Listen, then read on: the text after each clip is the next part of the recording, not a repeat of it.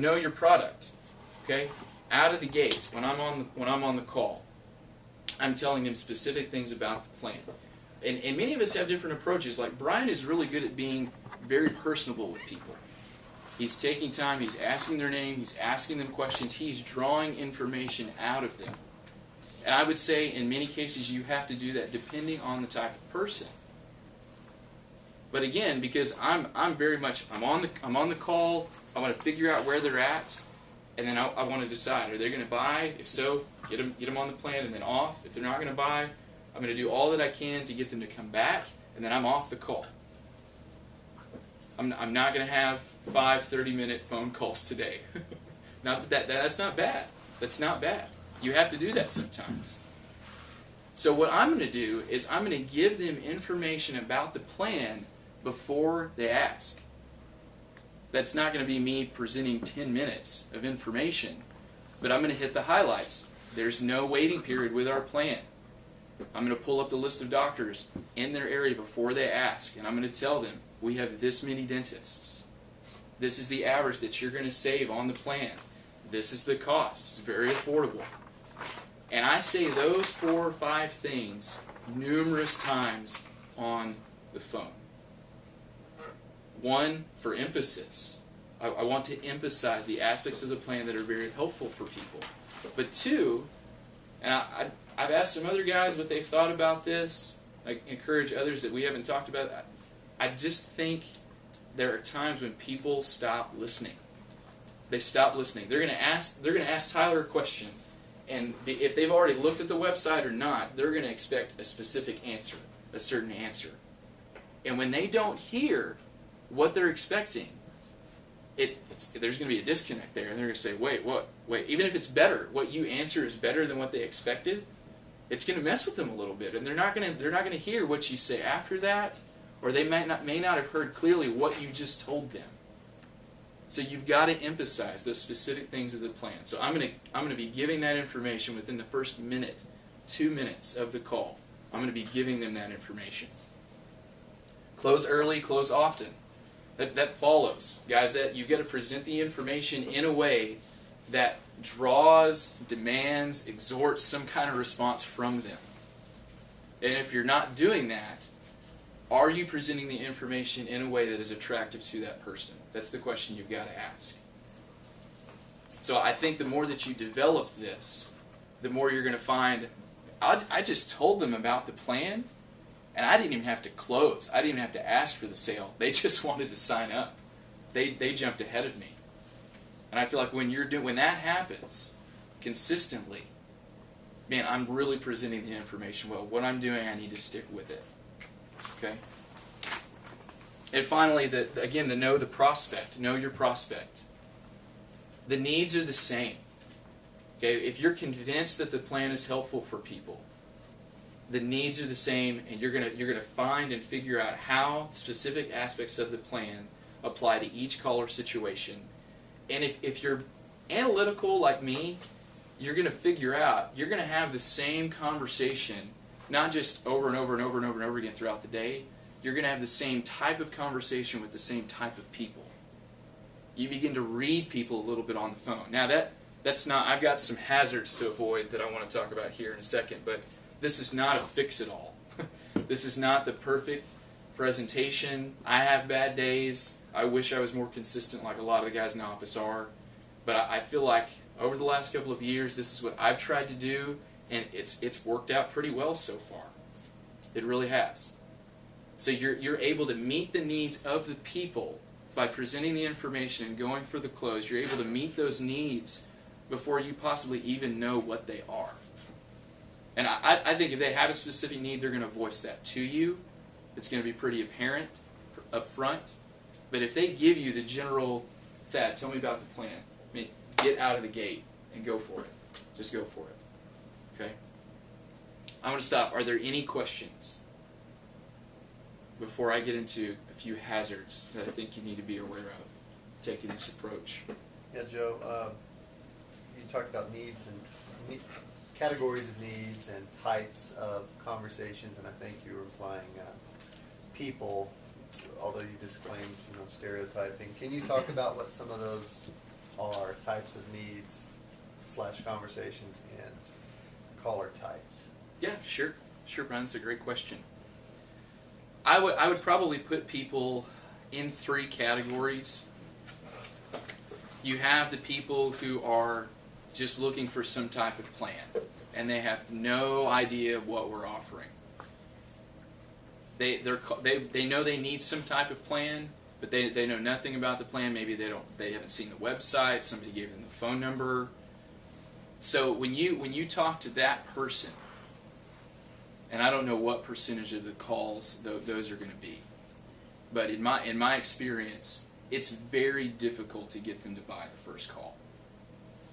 So my goal is to slow down in this approach, to take more of what Bryant really does in asking questions and drawing information out of the people, and then emphasizing whatever those specific highlights of the plan are that apply to that specific situation that they have, but then showing them how their one need, whether it's I've got to have a crown done, or I need a root canal, or I just need to go in for a checkup, how these other facets of the plan that are wonderful tie directly into that. If someone says, I just need to go in and have a checkup done, well, on any other plan, you're going to have to wait probably 6 months. So even though we're going to save them 70% on the exam, which is, in my mind, the greatest part about it, because that's money, right? You don't have to wait with our plan. So you slow down and you highlight those things, you tie those together, and I just don't think on the first call they're likely to buy, but if I can do that and they'll come back to our team and they'll buy, that's a win. That's a win. I don't get the commission, but that's a win because someone got started on the plan, it helped us out, Carrington's growing because of that. Then I think you have the person who calls and is kind of on the fence, really. So you go from person who needs something, they have no idea what we're offering. Then you have the person that's on the fence. They know they need something. Maybe they've done a little research. They've seen our plan. They've looked at other plans, and they just don't know. They just don't know. They're undecided. They think we're a scam. What do you do? Again, I think you find the hang-up that they have, whether it's, oh, we're a scam. I don't have to emphasize the aspects of the plan as much. I'm going to talk about Carrington as a company.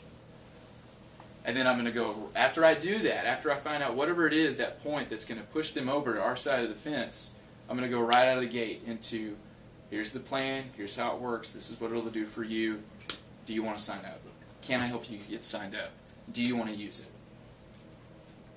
And then you get those people that call and they've looked at everything, they may have one question. Don't go into the lengthy sales presentation with them. Another thing that Jeff, Jeremy, Brian has told his guys, you can give too much information. You can throw a question out there or throw something out there that they haven't thought about, and that's just going to make them run. And we don't want to do that. I mean, that may be a helpful thing for them to know, and we're not going to withhold information, but we're going to give them what they need. That's why I said I'm going to offer the necessary information to move them along in the sales process, and I can do that with integrity because I'm convinced that our plan is going to help people. If you're selling a product and you don't know, I don't see how in my mind that you can sell somebody something if you don't know if it's going to help them.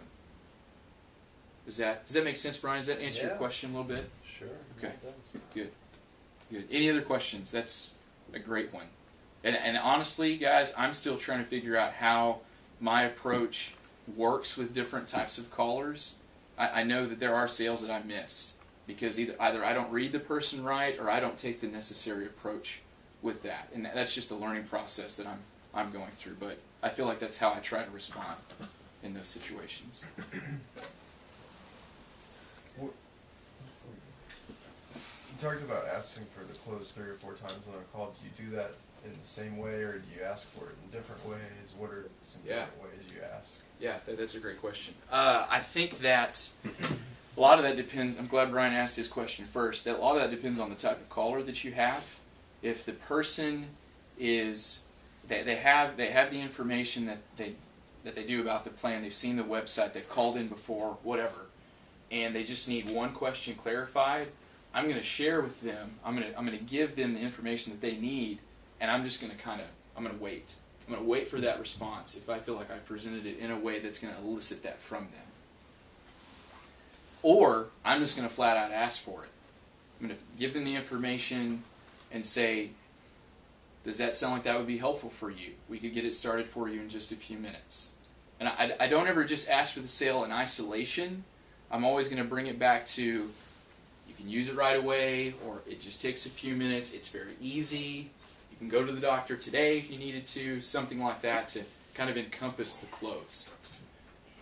If that doesn't work, go back to questions. I'm going to start giving them A/B options. Well, ma'am, we answered your question. So if you need to think about it, that's great. You can do that. You can call us back. Or I could ask you a few questions here, and I could get you started, send you the ID. You can use it right away. If that doesn't work, third time around, I'm probably going to be a little more out there and not kind of coat the close with it, with anything. And just say, well, ma'am, were you wanting to get signed up today?